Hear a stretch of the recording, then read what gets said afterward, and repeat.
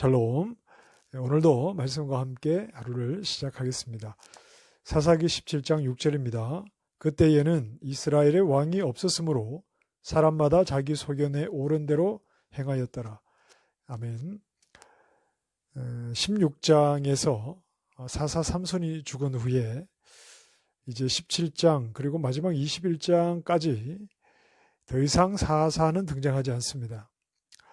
이 뒷부분은 무엇을 보여주는가 하면 사사가 아닌 그저 평범한 이스라엘 백성들이 어떻게 살아가고 있었는가 하는 내용을 소개를 해주는 그런 의미가 있죠.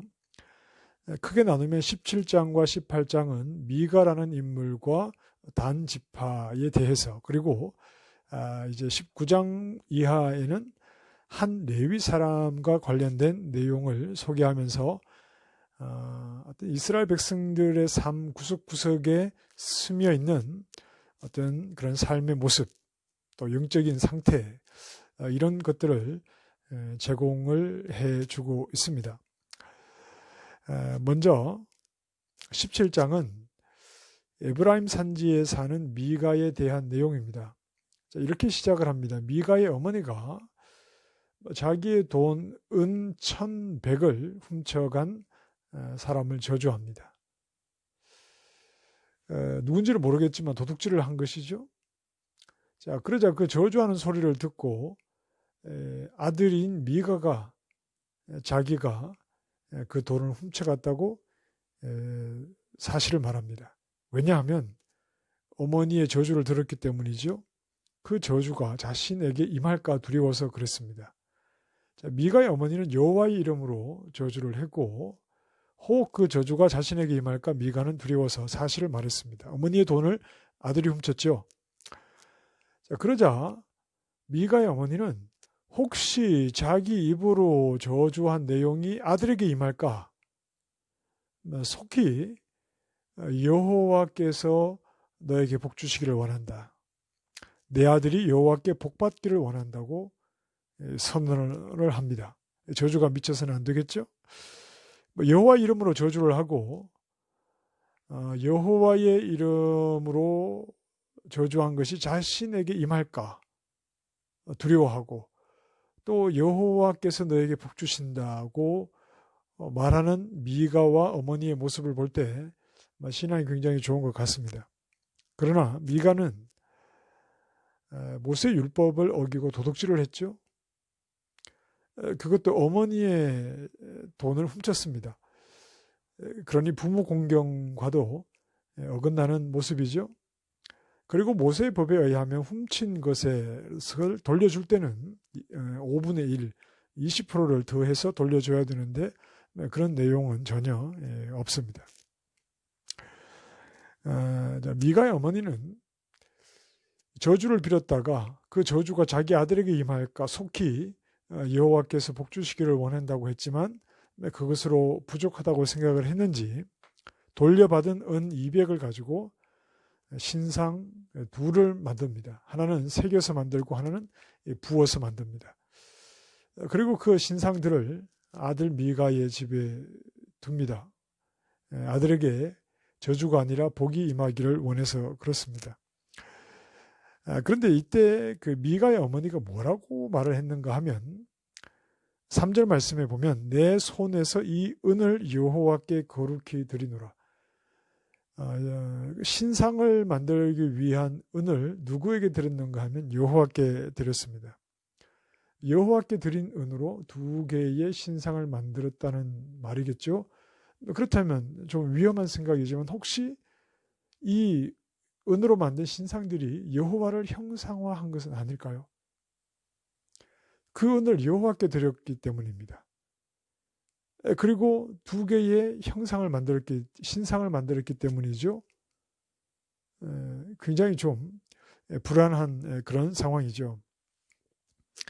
자, 이들이 입술로는 여호와 하나님을 말하고 있습니다. 그러나 그들의 생각이나 그들의 삶 구석구석에 여호와의 말씀, 즉 모세를 통해서 주신 율법이 그들에게 지켜주고 있는가? 이 부분에서는 굉장히 많은 그런 의문이 생길 수밖에 없습니다. 뒤죽박죽 되어버린 여호와를 부르지만 여호와의 율법과 말씀을 따르고 또는 이해하고 알고 있는 그런 모습과는 상당히 거리가 먼 모습이 사사시대 이스라엘 백성들의 모습이었다. 그래서 6절에 그때에는 이스라엘의 왕이 없으므로 사람마다 자기 소견에 옳은 대로 행하였더라. 소견이라는 단어는 문자적으로 눈입니다. 자기 눈에 보기에 좋은 대로 이스라엘 하나님의 백성으로서 이스라엘이 다스림을 받고 통치를 받아야 할 절대적인 기준인 하나님의 말씀에 대한 무지, 또 하나님의 말씀이 없이 그 기준이 사라지니까 무엇이 그들의 마음속을 차지하게 되었는가 하면 바로 복을 받고자 하는 마음입니다. 미가가 훔친 돈을 돌려준 이유가 무엇입니까? 저주가 임할까 봐. 저주를 선언했던 미가의 어머니가 급히 여호와께 복을 빌고 또 신상을 만든 이유가 무엇입니까? 아들에게 저주가 아니라 복이 임해야 하기 때문에 그렇습니다. 자, 어떻게 해서든지 복을 받자는 마음으로 이들은 여호와의 이름을 언급하고 있습니다. 여호와 하나님을 알고 또 여호와 하나님을 두려워합니다. 그러나 그들이 진정 여호와 하나님을 섬기고 있는지는 별개의 문제일 수도 있는 것입니다. 왜냐하면 그들은 여호와를 부르되 자신들이 복을 받기 위한 수단으로 여호와를 부르고 있기 때문에 그렇습니다. 자기 소견에 옳은 일은 언제나 자기가 잘 되는 것입니다. 자기가 복 받는 것이죠. 자, 여러분, 우리 신앙의 목적은 내가 잘 되는 것이 아닙니다. 내가 예수를 잘 믿어 복을 받는 것이 신앙생활을 하는 목적입니까? 아니지 않습니까? 우리 소견에 옳은 대로 하면 그럴 수 있습니다.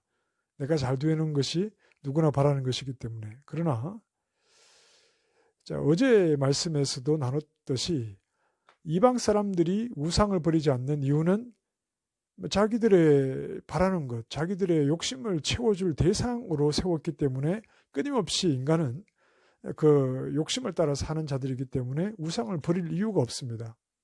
그러나 이스라엘이 여호와를 버렸다는 것은 여호와 하나님은 이스라엘의 욕구를 채워주기 위해서 계시는 분이 아니기 때문이죠.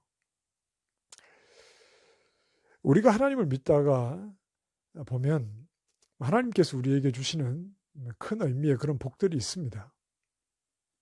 우리의 기도에 응답을 해주실 때도 있고 또 힘들고 어려운 자리에 있을 때 하나님께서 우리에게 은혜를 내려주실 때도 있습니다. 자, 그러나 그 복을 빼도 하나님으로부터 우리에게 주어지는 그 복을 빼더라도 여호와를 향한 나의 마음에 흔들림이 없는 것이 진정한 신앙이 아니겠습니까? 왜냐하면 신앙이 좋았던 성경의 인물들이 다 우리가 기대하는 그런 복을 받은 사람들이 아니었지만 그러나 그들은 변함없이 하나님을 향한 신앙을 지켰기 때문에 그렇습니다. 믿음 생활을 하는 가운데 하나님이 주시는 복이 있을 수 있습니다. 그러나 누구나 다 기도 많이 하면 그런 복을 누리는 것도 아니고 그런 복을 빼버린다 하더라도 여호와 하나님을 향한 우리의 신앙이 흔들리지 않는 것이 진정 하나님을 믿는 신앙의 모습이다. 이렇게 말해야 합니다. 내가 진정한 신앙을 가졌기에 여호와를 부르는 것인지 복을 기대하기 때문에 여호와를 부르는 것인지 이것은 굉장히 차이가 있는 것이죠. 우리 신앙의 여러 행위들과 수고가 언젠가는 여호와께서 나에게 복을 주실 것이다. 그 복을 기대하고 그 복을 위해서 그렇게 수고하고 헌신하고 있는 것인지 아니면 이미 여호와 하나님이라는 그 복의 근원을 나에게 주셔서 누리게 하심으로 내가 즐거이 하나님을 위해서 헌신을 하고 있는지, 이것은 전혀 다른 문제이죠. 하나님은 우리 신앙의 결코 도구가 되시는 분이 아닙니다. 하나님은 언제나 우리의 목적입니다. 그 목적으로 향하기 위해서 때로는 하나님께서 우리에게 우리가 바라는 복을 주실 때도 있고 또는 주시지 않을 때도 있습니다. 그러니 사도 바울이 고백했던 것처럼 배부름이나 배고픔을 뛰어넘어 언제나 함께 하시는 하나님을 바라보고 그분과 동행하는 영의 삶을 사는 것이야말로 진정한 신앙의 모습이 아니겠습니까? 하나님 앞에서 우리는 늘 부족합니다. 그래도 늘 은혜를 입고 살고 그 은혜가 때로는 우리가 말하는 복으로 채워질 때도 있고 또는 그렇지 못할 때가 있습니다. 그러나 항상 우리는 은혜의 자리에 있다는 것을 잊지 마시고 오늘 하루 내가 하나님께 부지런히 기도해서 복을 받아야지 이런 마음이 아니라 하나님을 목적으로 하나님을 더 깊이 알고자 하는 마음, 하나님을 사랑하고자 하는 마음, 하나님을 사랑하기에 순종함으로 그 사랑을 고백하고자 하는 마음으로 하나님을 부지런히 구하는 믿음의 성실한 삶을 오늘 하루도 살아갈 수 있기를 바랍니다. 기도하겠습니다.